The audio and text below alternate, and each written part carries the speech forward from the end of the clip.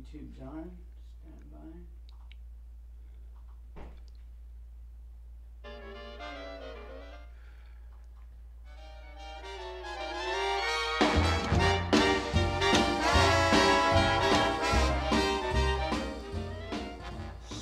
Chicago, Chicago. Okay, here we go again. Another week gone by, and the teachers are on strike. And my wife, being an ex-teacher in the Roosevelt School District, is not supporting the strike.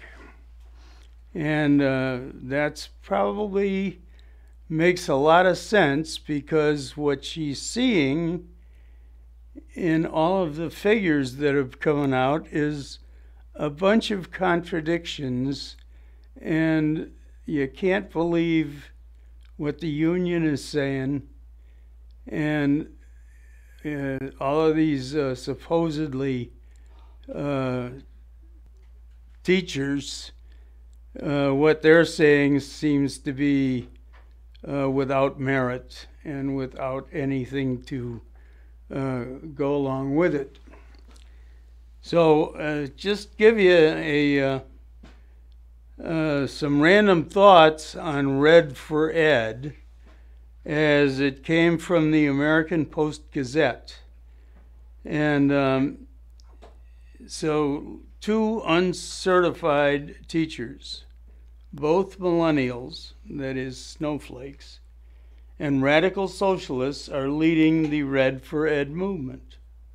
One, Noah Carvelis, couldn't get certified because he's too ignorant of the U.S. Constitution and the Arizona Constitution to pass a simple test. Learning that this David Hogg lookalike is a protege of socialist Bernie Sanders, plus a lot of his disrespectful, foul-mouthed comments in perspective. But tens of thousands of Arizona teachers have put their faith in him, and of course, he's become a media darling. His vitriolic attacks on his opponents will cause more harm than good in the process. House Speaker J.D. Mesnard was the earliest to cave. Isn't Mesnard French? That would explain his surrender before even the first shot was fired.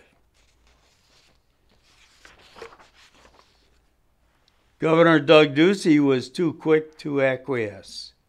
Even though they already had their walkout planned, Mr. Softy agreed to the teachers' original demand of a 20% salary increase, so fast it took the teachers by surprise. So much so that their radical leaders jumped right in and asked for more. The trick will be twofold. One, coming up with a reasonable and sustainable funding source, and two, getting the legislature to buy into it. Hopefully, Ducey will read Donald Trump's The Art of the Deal. If he already has, he needs to reread it. The legislature is catching heat from the media, egged on by ignorant comments from protesters, that the House and Senate adjourned early on Thursday to avoid the protesters.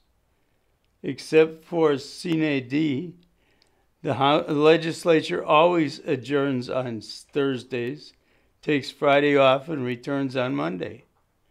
The media knows that, or should, and not properly reporting it is a dereliction of duty. Except most of the media believes it is their duty to support socialist policies and attack Republicans. The media are like vultures, circling the Capitol, just waiting to swoop down on conservative carrion. There are polls showing a majority of Arizonans believe teachers deserve more pay. The real issue is, where is that sustainable source of funding coming from? Mr. Softy says it can be done without a tax increase this year. Be careful, words mean things. Voters have supported 3 statewide proposals that were sold to taxpayers as money going to the teachers. In 2000, Prop 301 passed.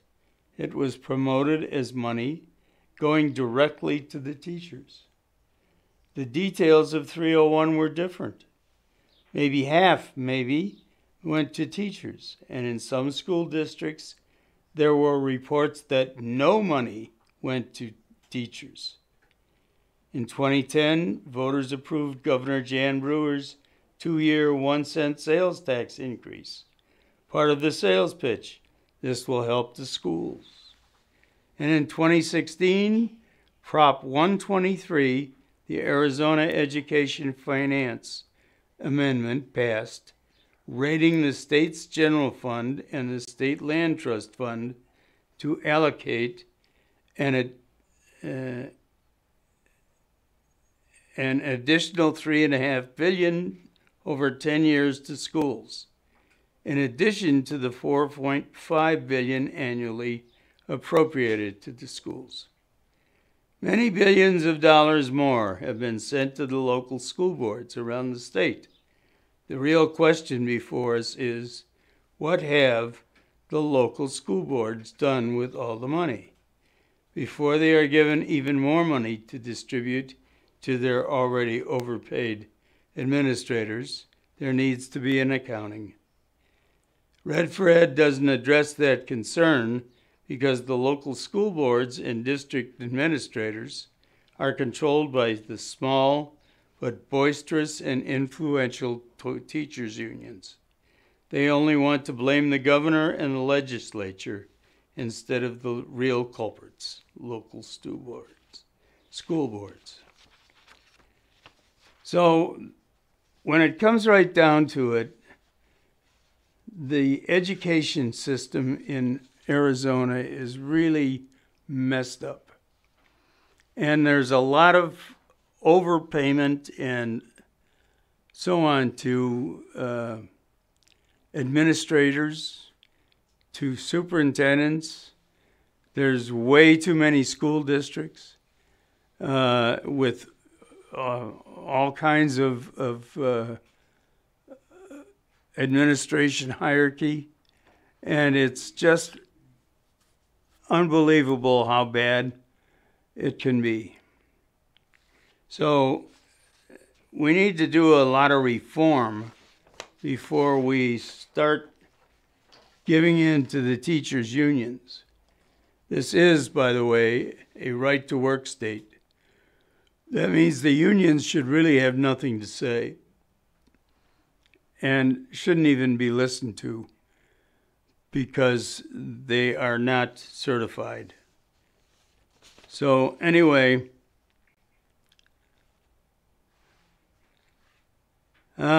that's one thing.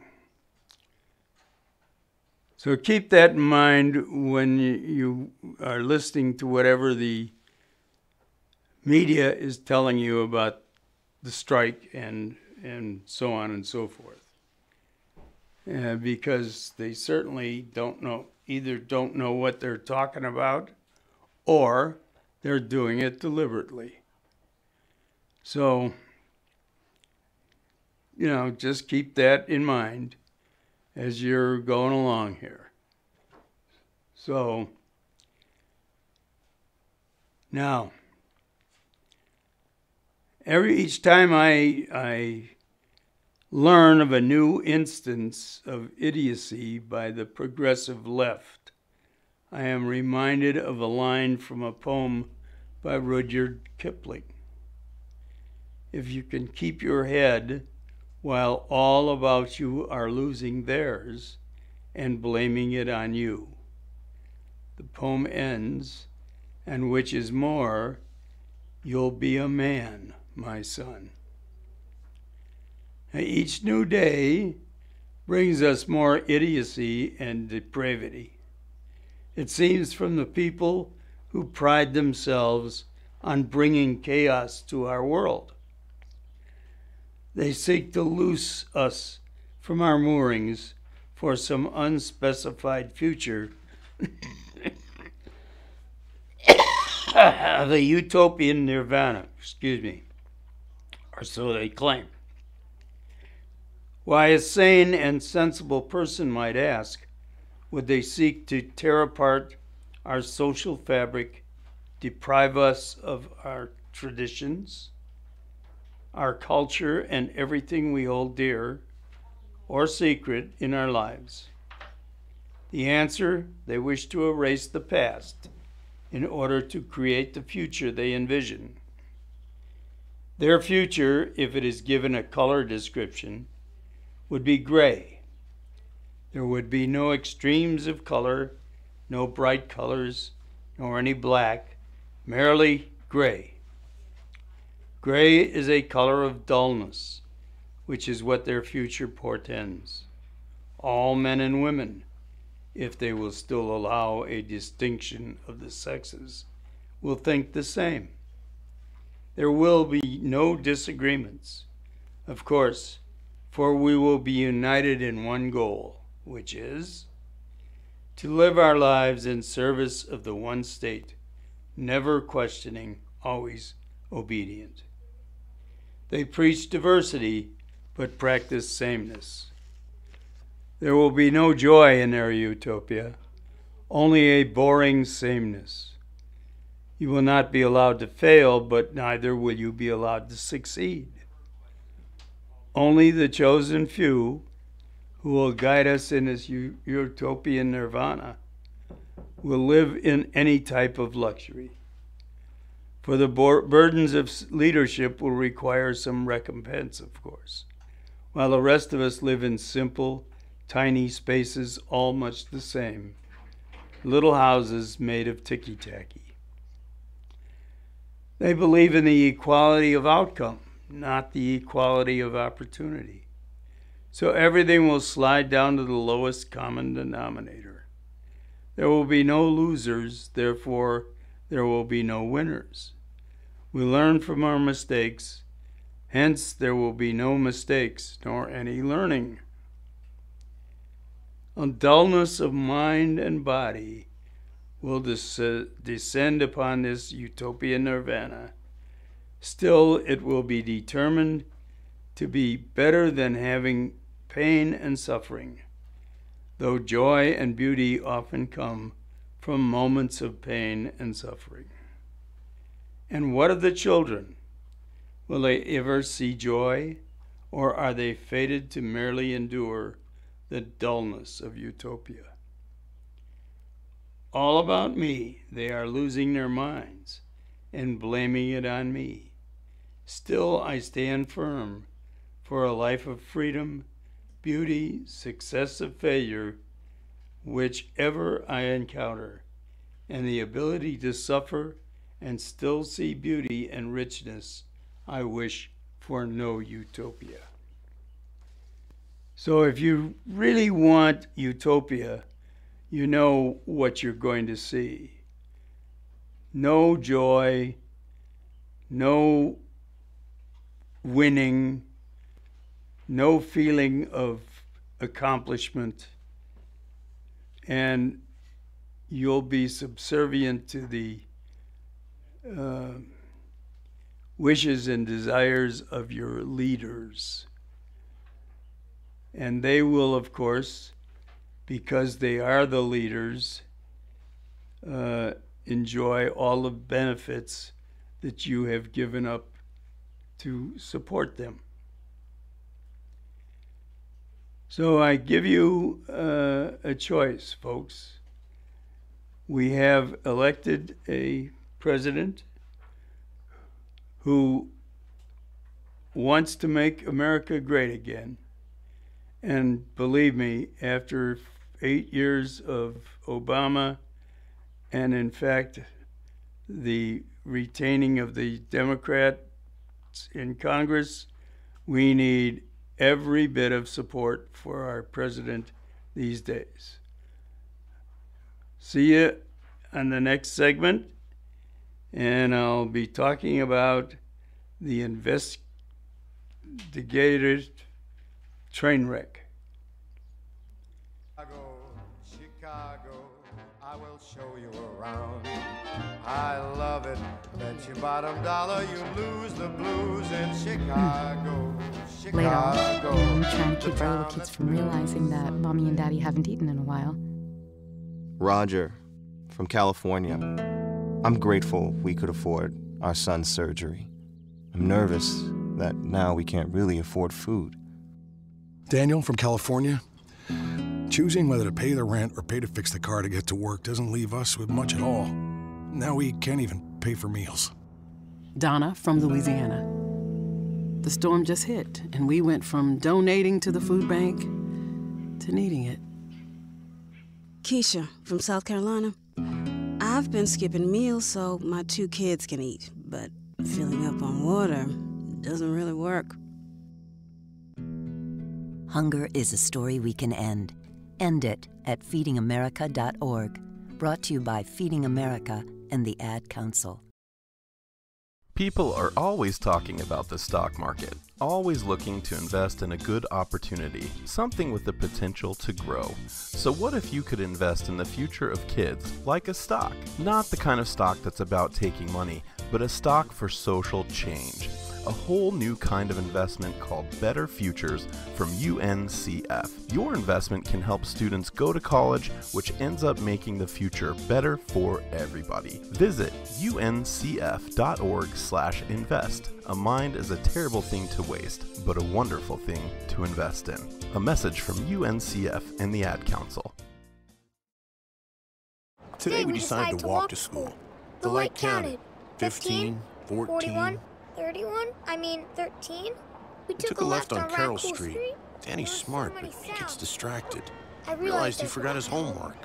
I hope he doesn't have another bad day at school. When you can see learning and attention issues from their side, you can be on their side. That's why there's Understood.org, a free resource for the parents of the 1 in 5 kids with learning and attention issues. Go from misunderstanding to Understood.org. Brought to you by Understood and the Ad Council.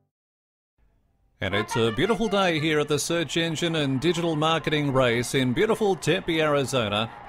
The horses lining up at the gate now, waiting for the bell. And they're off. It's just a two-way race today between your business brand and your relentless competition. Oh, but wait a minute. You've just hired Warhorse Agency for your digital marketing and are quickly taking the lead in your market.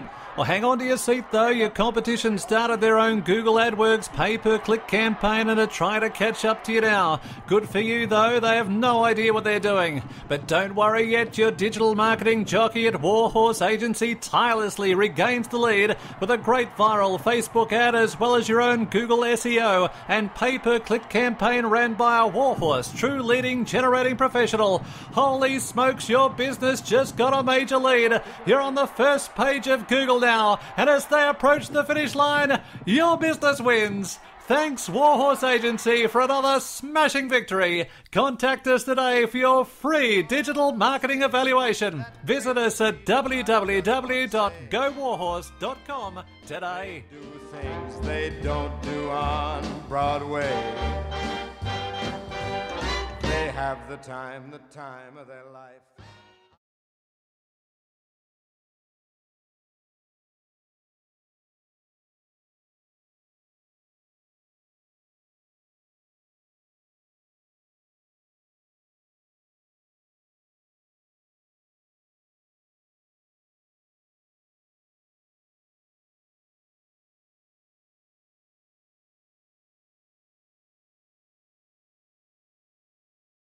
Trump's campaign team might have done wrong in 2016.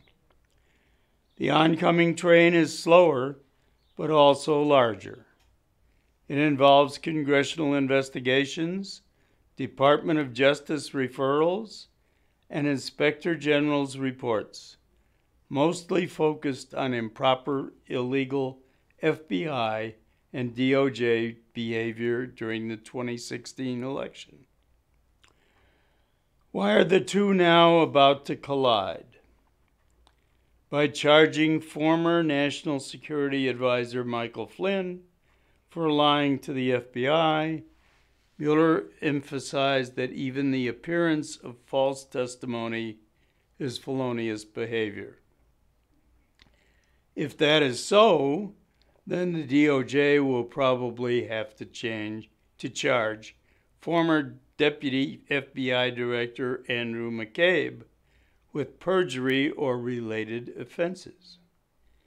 A report from the Office of the Inspector General indicates that McCabe lied at least 4 times to federal investigators. Former FBI Director James Comey may also have lied to Congress when he testified that he had not written his report on the Hillary Clinton email scandal before interviewing Clinton.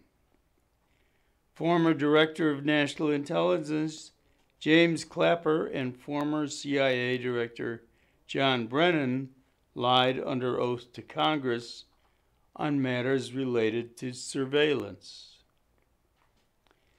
Clinton aides Cheryl Mills and Huma Abedin probably lied when they told FBI investigators they had no idea that their then boss, Hillary Clinton, was using an illegal private email server. Both had communicated with Clinton about it.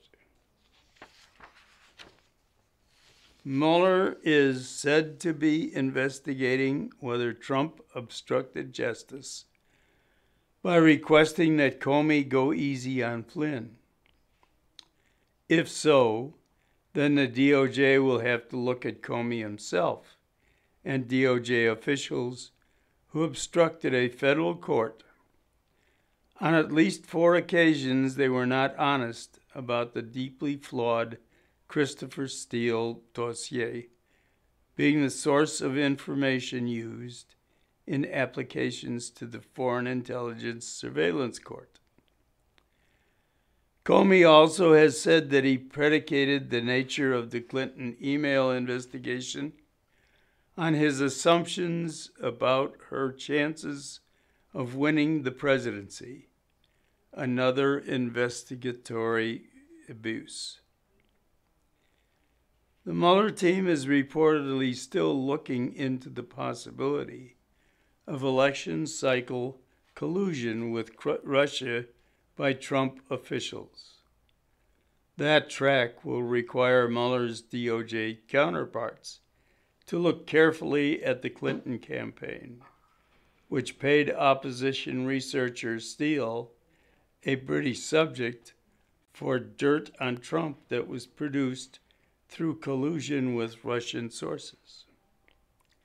Mueller is also said to be investigating whether Trump or his advisors broke laws concerning the release of confidential government information. If so, the DOJ may have to indict Comey. He confessed to passing along confidential FBI memos to a friend for the express purpose of leaking their contents to the press.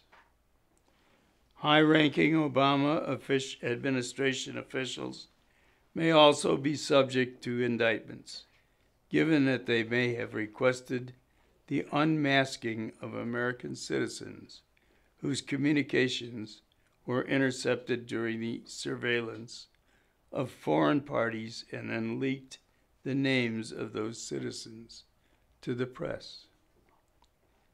Mueller's team apparently has assumed that Michael Cohen's status as Trump's attorney offers no protections under normal attorney-client privilege protocols.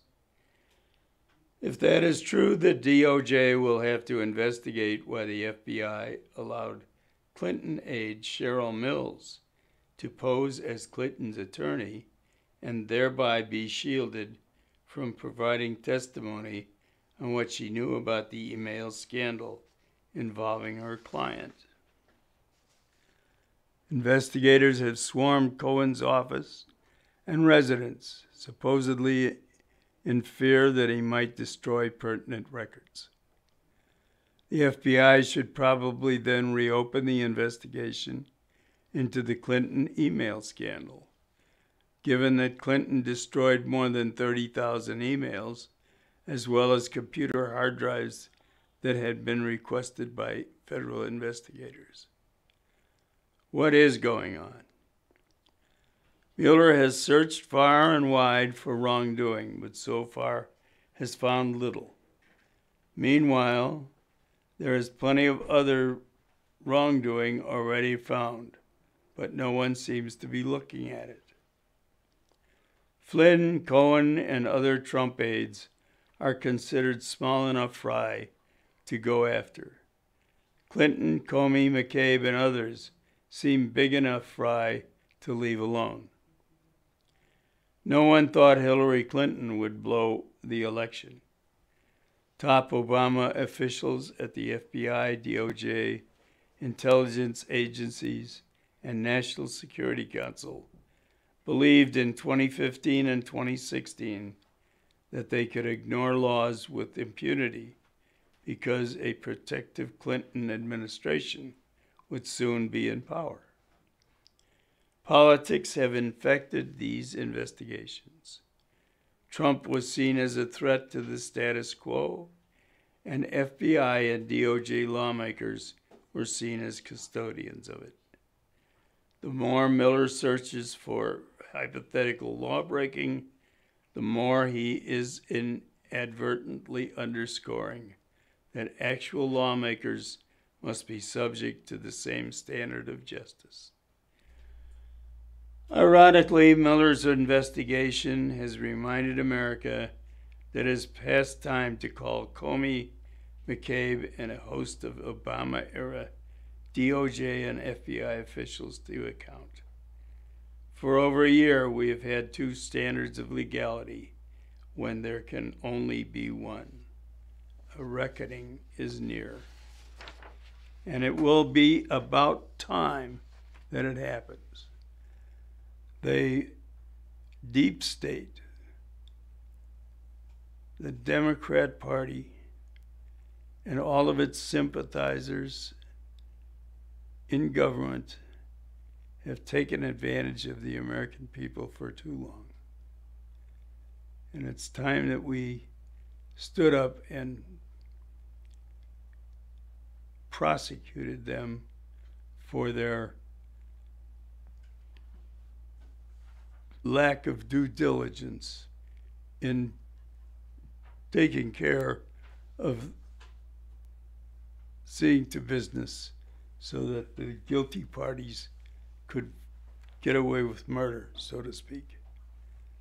So in any case, we'll be back in the next segment, and hope you enjoyed this last two segments.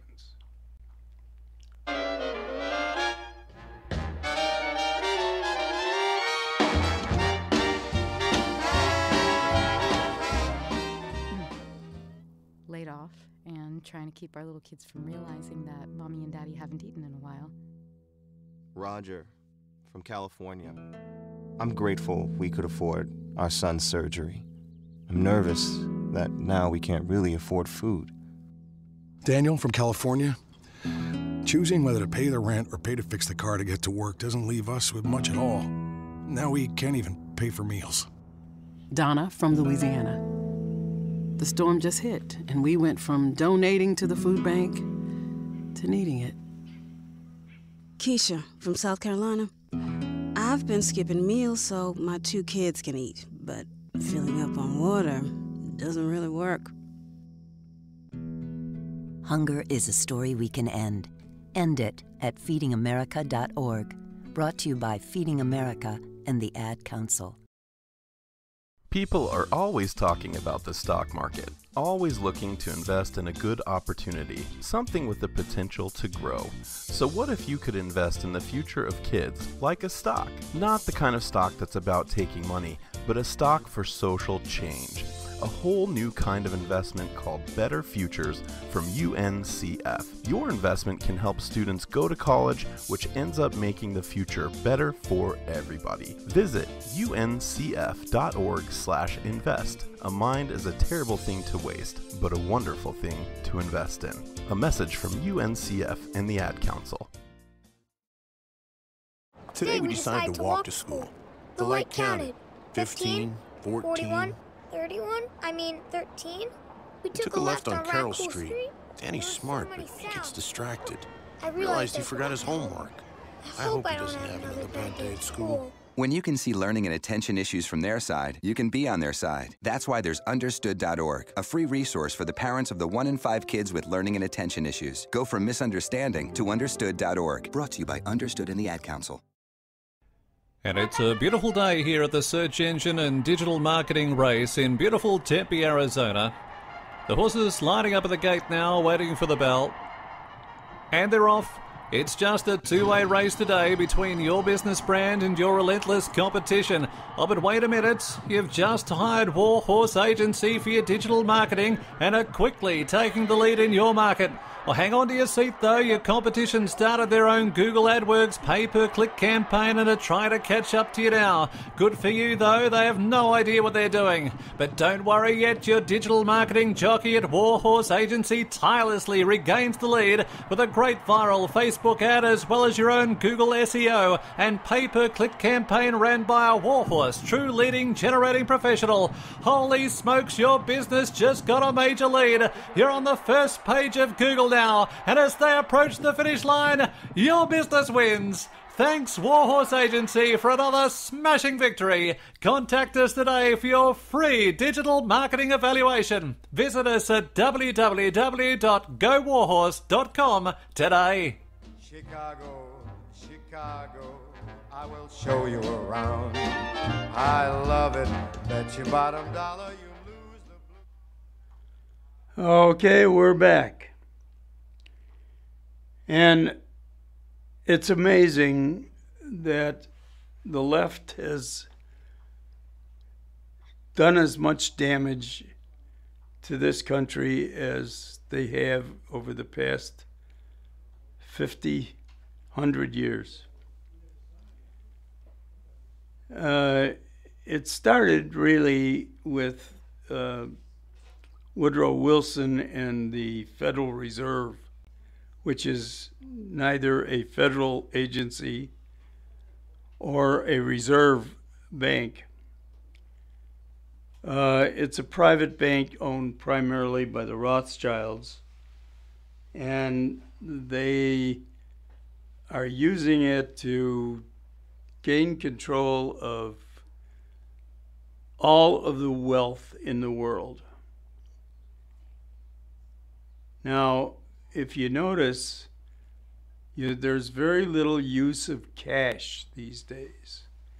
Most everything is done with a credit card or a debit card or checks or electronic transfers, but you don't see much cash on the street. And there's a reason for that, because all of our money today, most of it, is digital. That is, it's imaginary. It's just figures on a piece of paper somewhere or on a computer, and has nothing to do with what you carry in your pocket.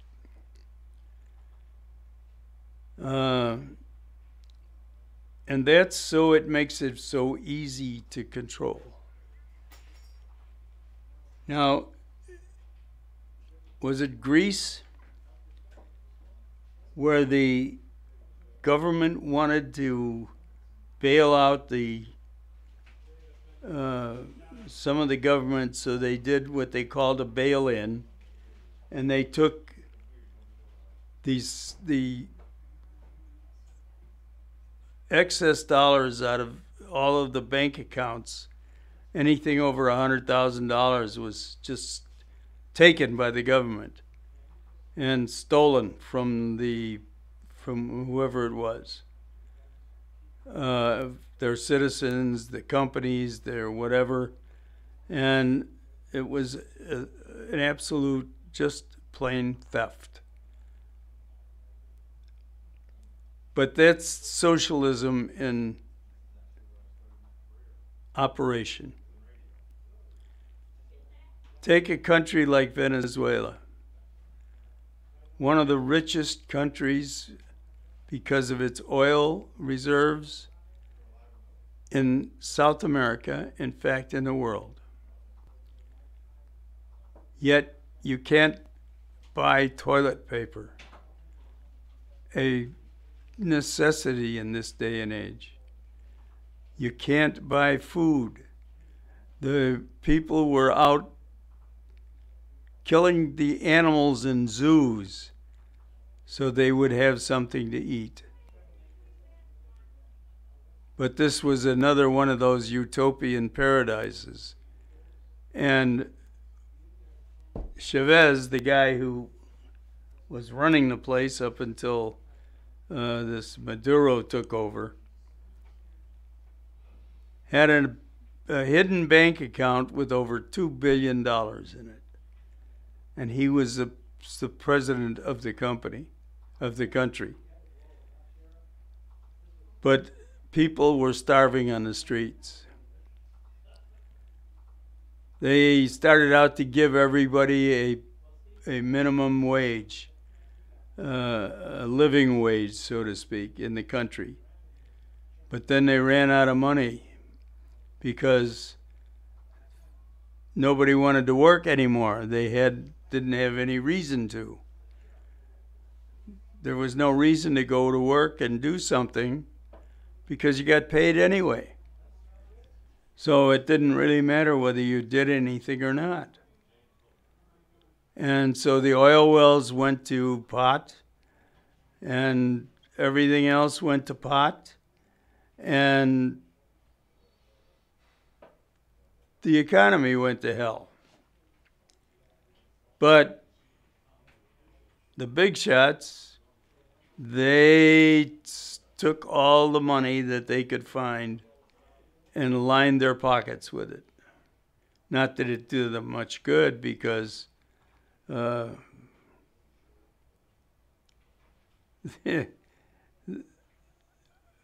Chavez died of cancer, I believe it was, and Maduro is having all kinds of problems keeping the country together, and he's got to have his troops out there to arrest everybody and stop the uprising on the streets from people who are pretty dissatisfied with the socialist utopia. Now we look at the Democrats in this country. There was 8 years of Obama and record numbers of people on food stamps and without jobs and on unemployment and so on. And they faked the unemployment rate by taking those who gave up looking for a job off the unemployment rolls. And so they kept the unemployment rate down. Now we have Trump in there, and in his first year has generated over 2 million new jobs, has companies coming back and bringing their money back into the country. The stock market went crazy, but the Federal Reserve started to boost interest rates. And so the stock market got a little upset because they thought that the inflation was coming and that there was going to be another restriction on being able to get money for a reasonable amount, loans from the bank. And so they've pulled back somewhat, but it continues to grow because the good news is outweighing the bad daily. Now we have North Korea coming to the table. After 50 years of stupid negotiations because of the Clintons and the rest of those idiots who let the Kim Jong people get away with what they got away with, murder and threats and building of nuclear devices and the ability to send those across the ocean to the United States, and their fear of doing anything. And actually, I think it more of not so much fear, but complicity in making sure that America was going to go down the tubes. And now we have a president who wants to make America great again.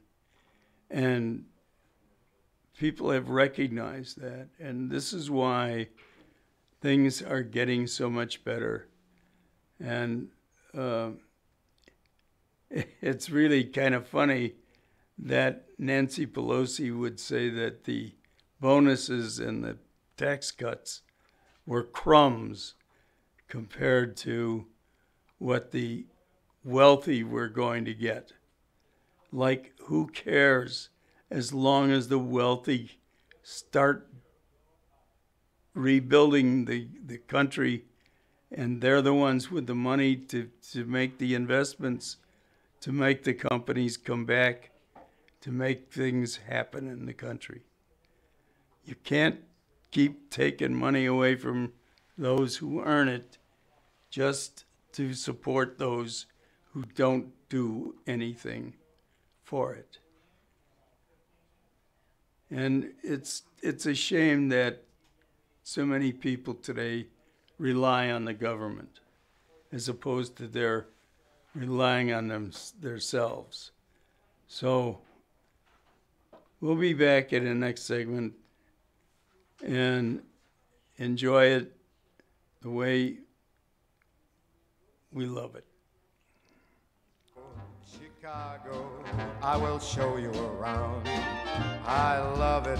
Bet your bottom dollar you lose the blues in Chicago, Chicago. Laid off and trying to keep our little kids from realizing that Mommy and Daddy haven't eaten in a while. Roger, from California. I'm grateful we could afford our son's surgery. I'm nervous that now we can't really afford food. Daniel from California. Choosing whether to pay the rent or pay to fix the car to get to work doesn't leave us with much at all. Now we can't even pay for meals. Donna from Louisiana. The storm just hit, and we went from donating to the food bank to needing it. Keisha from South Carolina. I've been skipping meals so my 2 kids can eat, but filling up on water doesn't really work. Hunger is a story we can end. End it at feedingamerica.org. Brought to you by Feeding America and the Ad Council. People are always talking about the stock market, always looking to invest in a good opportunity, something with the potential to grow. So what if you could invest in the future of kids, like a stock? Not the kind of stock that's about taking money, but a stock for social change. A whole new kind of investment called Better Futures from UNCF. Your investment can help students go to college, which ends up making the future better for everybody. Visit uncf.org/invest. A mind is a terrible thing to waste, but a wonderful thing to invest in. A message from UNCF and the Ad Council. Today we decided to walk to school. The light counted. 15, 14... 41, 31, I mean 13. We took a left on Carroll Raccoon Street. Danny's smart, but he gets distracted. I Realized he forgot his homework. I hope he doesn't have another bad day at school. When you can see learning and attention issues from their side, you can be on their side. That's why there's Understood.org, a free resource for the parents of the 1 in 5 kids with learning and attention issues. Go from misunderstanding to Understood.org. Brought to you by Understood and the Ad Council. And it's a beautiful day here at the search engine and digital marketing race in beautiful Tempe, Arizona. The horses lining up at the gate now, waiting for the bell. And they're off. It's just a two-way race today between your business brand and your relentless competition. Oh, but wait a minute. You've just hired Warhorse Agency for your digital marketing and are quickly taking the lead in your market. Well, hang on to your seat, though. Your competition started their own Google AdWords pay-per-click campaign and are trying to catch up to you now. Good for you, though. They have no idea what they're doing. But don't worry yet. Your digital marketing jockey at Warhorse Agency tirelessly regains the lead with a great viral Facebook ad as well as your own Google SEO and pay-per-click campaign ran by a Warhorse, true leading generating professional. Holy smokes, your business just got a major lead. You're on the first page of Google now, and as they approach the finish line, your business wins. Thanks, Warhorse Agency, for another smashing victory. Contact us today for your free digital marketing evaluation. Visit us at www.gowarhorse.com today. On State Street, that great street, I just want to say. Okay, we're back for the final segment of the day. And just so you know it, the supposed blue wave that the Democrats are touting, excuse me, that they're going to take back Congress. And they're citing the fact that Debbie Lesko only won a district that was won by Trump by 21%. They saying that because she only won it by 5, that they have a big chance of winning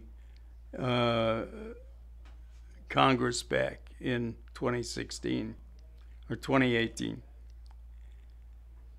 Now, if they do, we have a big problem in this country, because then they're going to try to impeach our president, and they're working on that.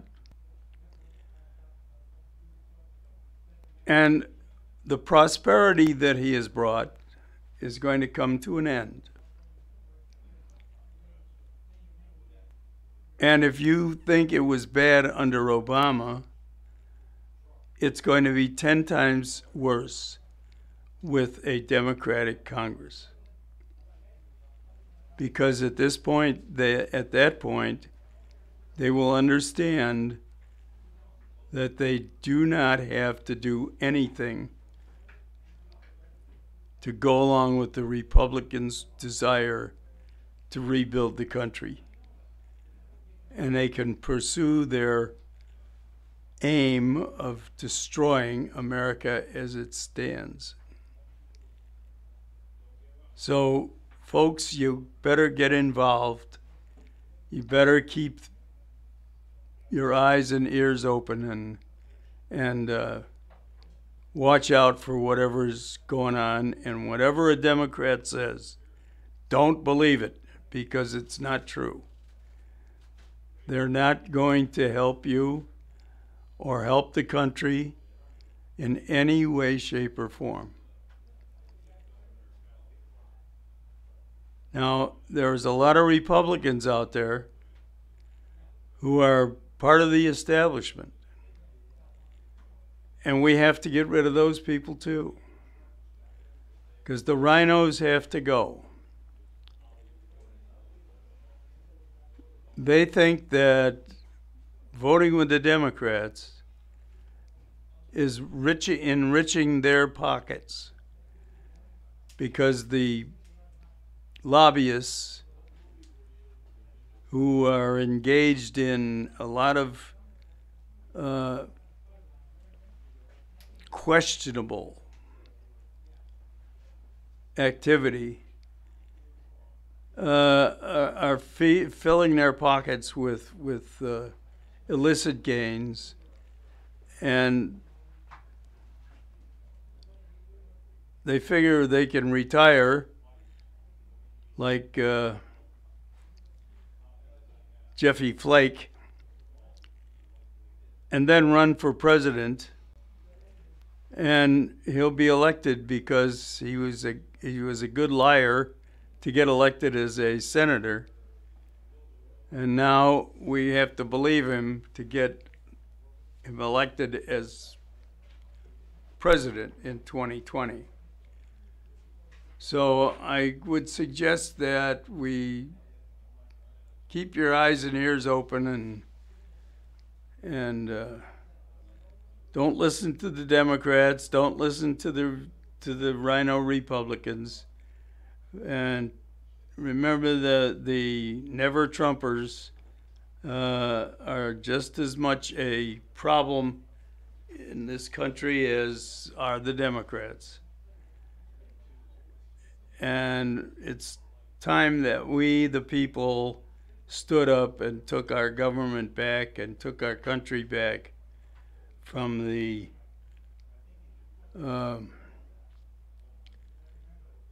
those who would sell us down the river and just to line their own pockets, and they don't care about Americans or American values or anything else that makes any difference to the average Joe on the street.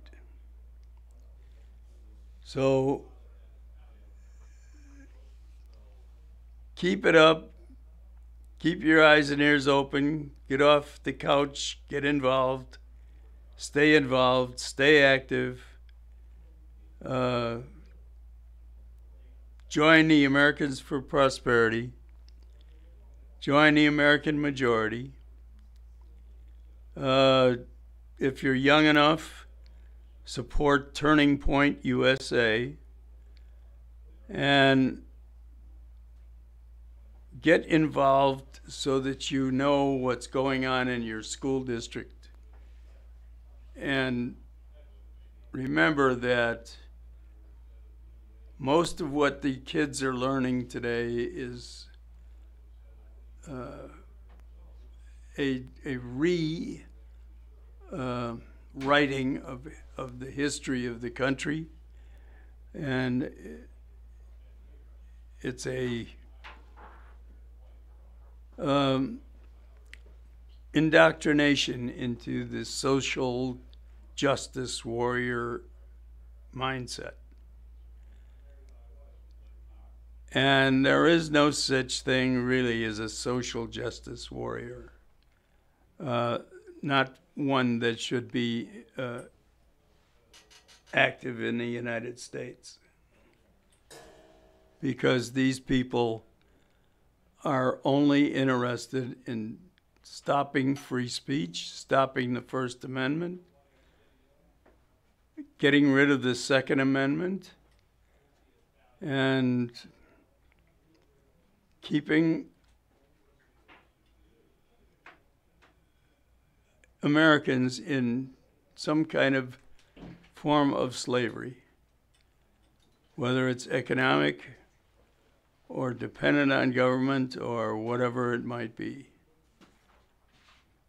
But anyway, it's going to be a interesting week, especially in Phoenix, especially in Arizona, with the teachers on strike.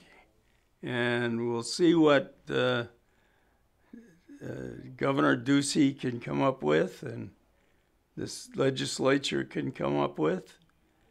And let's hope that they come up with some kind of reform to the school system so that we're not throwing money down the drain.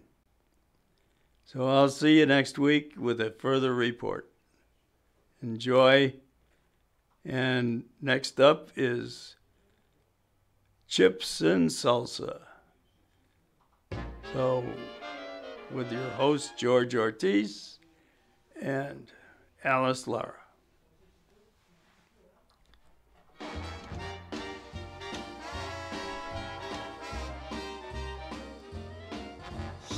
Chicago, Chicago, that toddling town.